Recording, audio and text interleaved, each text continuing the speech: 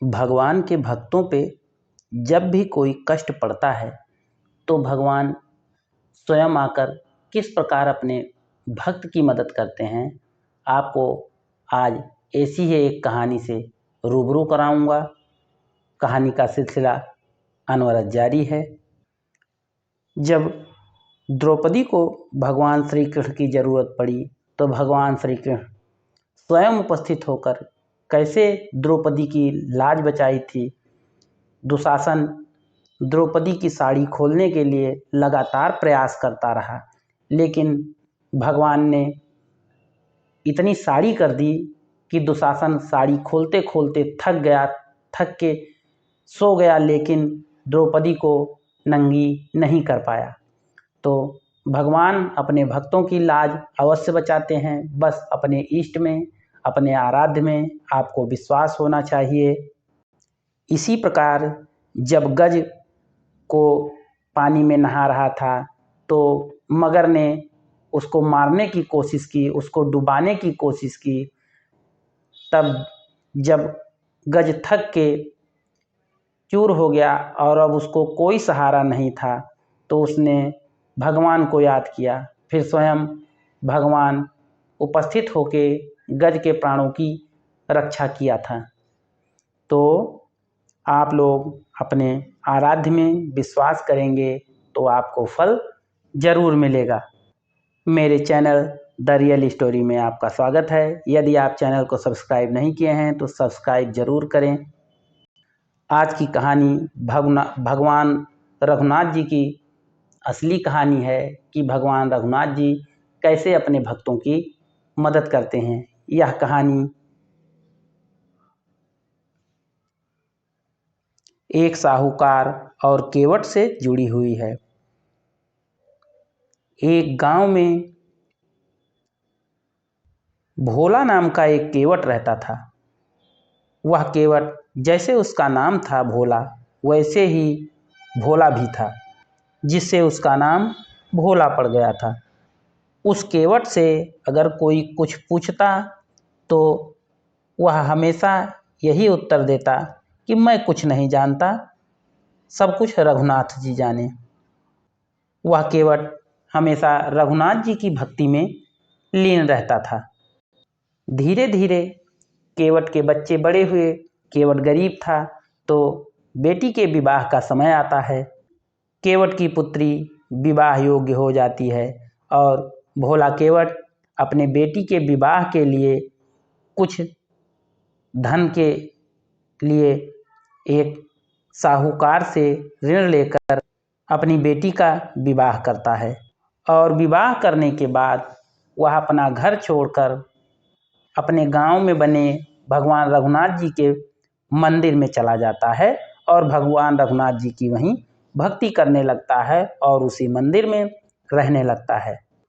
कुछ समय बाद जब केवट के पुत्र भी थोड़ा बड़े हो जाते हैं और पैसा कमाने योग्य हो जाते हैं तो वो जब कुछ पैसा कमा लेते हैं तो अपनी बेटी के विवाह के लिए जो केवट ने साहूकार से ऋण लिया था उसका सूद और ब्याज सहित पैसा वापस करने वह केवट साहूकार के पास पहुंचता है और साहूकार का सारा ऋण चुका देता है।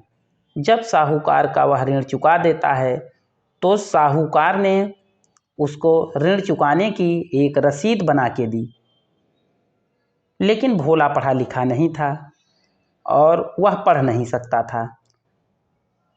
तो साहूकार ने कहा कि आपका ऋण अदा हो गया है और यह उसकी पर्ची है ऋण की, इसको देख लीजिए। तो भोला केवट बोलता है, ठीक है, हम पढ़े लिखे हैं नहीं, सब रघुनाथ जी जाने, मैं तो कुछ नहीं जानता हूँ। यह बात सुनकर साहूकार समझ जाता है कि भोला पढ़ा लिखा नहीं है, इससे बहुत आसानी से बेईमानी की जा सकती है, इसको ठगा जा सकता है। उसने केवट से वह ऋण चुकता वाली रसीद वापस ले ली और केवट को एक पेपर पे कुछ इधर उधर लिख करके यूं ही दे दिया और बोला कि ले जाओ, अब आपका ऋण चुकता हो गया है। ये उसकी पर्ची है। और जो ऋण चुकता वाली पर्ची थी वह पर्ची धीरे से बदल के अपने पास रख लेता है। और जब भोला वह पर्ची लेके अपने घर चला जाता है तो भोला के जाते ही साहूकार ने न्यायालय का रुख किया और न्यायालय में भोला को बुलाया गया और कहा गया कि आपने इस साहूकार से ऋण लिया था और उस ऋण को आपने अदा नहीं किया है और आपके खिलाफ इस साहूकार ने न्यायालय में मुकदमा कर दिया है। भोला जज साहब के सामने उपस्थित हुआ। जज साहब ने भोला से पूछा, तुमने जो इस साहूकार से ऋण लिया था उसको चुका दिया है या नहीं?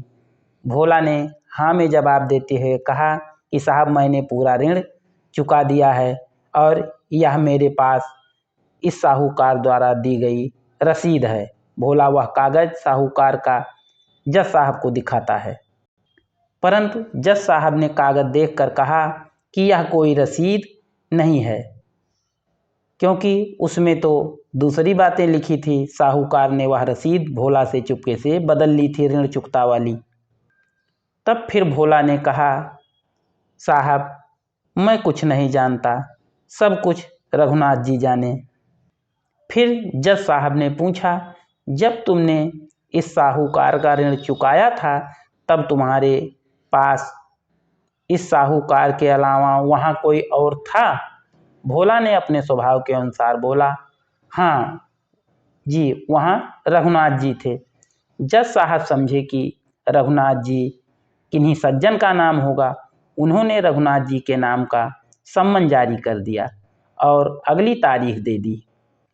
वह सम्मन लेकर कोर्ट का चपरासी पूरे गांव भर में घूम गया, पर रघुनाथ जी के नाम से उस चपरासी को कोई व्यक्ति ना मिला।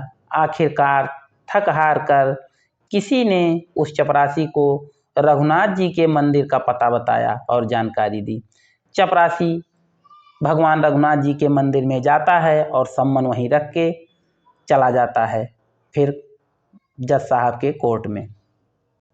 अब अगली तारीख आती है जिस दिन उस साहूकार और केवट का मुकदमा न्यायालय में लगता है। तारीख आई तो सब न्यायालय पहुँचे। रघुनाथ जी के नाम की आवाज़ लगी कि रघुनाथ जी उपस्थित हों। तब जब रघुनाथ जी को बुलाया जाता है तो एक बूढ़ा आदमी धीरे धीरे चलता हुआ गवाह के कटघरे में आ खड़ा हुआ। जज साहब ने पूछा, क्या आप रघुनाथ जी हैं? रघुनाथ जी ने कहा, जी हाँ, मैं रघुनाथ जी हूँ। जब वह सम्मन लेके चपरासी भगवान रघुनाथ जी के मंदिर में गया था तो केवट रघुनाथ जी से रोते हुए प्रार्थना किया कि भगवान रघुनाथ जी आज मेरी इज्जत बचाइए, अब आपको गवाह के रूप में मेरी मदद करनी पड़ेगी और न्यायालय आप नहीं जाएंगे तो मैं जेल चला जाऊंगा और आप मेरी मदद करिए। आप जानते हैं कि मैंने उस साहूकार का सारा ऋण चुका दिया है, फिर भी साहूकार झूठ बोल रहा है और हमें परेशान कर रहा है। तो भगवान रघुनाथ जी से भोला केवट प्रार्थना करके आया था कि रघुनाथ जी जब जज साहब बुलाएं कोर्ट में तो आप गवाही देने जरूर आएं। और यह कह के भोला केवट कोर्ट में चला गया था। अब जज साहब के बुलाने के अनुसार रघुनाथ जी कोर्ट में उपस्थित होते हैं। जज साहब ने कहा कि जब भोला ने उधार लिए हुए पैसे को साहूकार को दिया था तो क्या आप वहाँ उपस्थित थे? तो भगवान रघुनाथ जी ने कहा, हाँ, जब भोला केवट ने साहूकार को पैसे दिए थे तो मैं वहाँ उपस्थित था। फिर जज साहब ने पूछा रघुनाथ जी से कि आपके पास इसका क्या प्रमाण है? तब रघुनाथ जी ने कहा, साहूकार की अलमारी में 4 नंबर बही में रसीद पड़ी हुई है, आप वह रसीद मंगवा सकते हैं। साहूकार यह सुनकर रघुनाथ जी की गवाही सुनकर सन्न रह गया और कोर्ट से जज साहब ने एक चपरासी भेजा। चपरासी वहाँ पहुँचता है और साहूकार की अलमारी से वह रसीद लेके कोर्ट में उपस्थित होता है। फिर रसीद देखकर जज साहब भोला को बरी कर देते हैं। भोला बरी होता है। साहूकार को झूठ बोलने का दंड मिलता है और रघुनाथ जी जो गवाह बनकर आए थे वो चले जाते हैं। अब जज साहब ने भोला को अलग से बुलाकर पूछा कि भोला ये बता, रघुनाथ जी तुम्हारे गांव में रहते हैं? तो भोला ने जवाब दिया हाँ। तो जज साहब ने कहा मैंने बहुत से गवाह देखे हैं, पर जैसा रोमांच मुझे इन्हें देखकर हुआ वैसा कभी नहीं हुआ था। तब भोला जज साहब की बात सुनकर जवाब देता है कि जज साहब, रघुनाथ जी वो हैं जिनका हमारे गांव में मंदिर है और मैं इसी मंदिर पे रघुनाथ जी की पूजा करता हूँ। जज साहब बोलते हैं तो तुमने मंदिर बनवाया है? भोला बोला साहब ये वो मंदिर है और जिसमें हमारे रघुनाथ जी विराजते हैं और वही रघुनाथ जी आज गवाह बनकर आए थे। भोला की यह बात सुनकर जज साहब रोने लगे और उनको बड़ा पश्चाताप होने लगा। जज साहब बोले आज मुझसे बड़ी भूल हो गई। भगवान खड़े रहे न्यायालय में और मैं बैठा रहा। जज साहब को वैराग्य हो गया यह सब देखकर और जज साहब अपना पद त्याग कर भगवान की भक्ति के लिए सब कुछ त्याग कर वृंदावन में आके भगवान रघुनाथ जी की भक्ति करने लगे।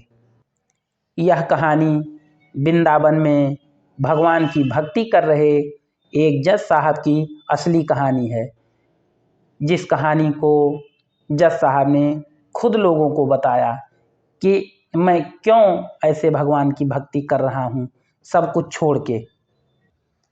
आज की कहानी यहीं समाप्त होती है।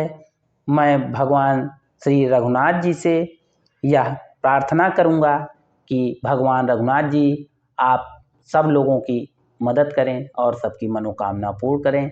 धन्यवाद। अगले दिन एक नई कहानी के साथ मिलूँगा।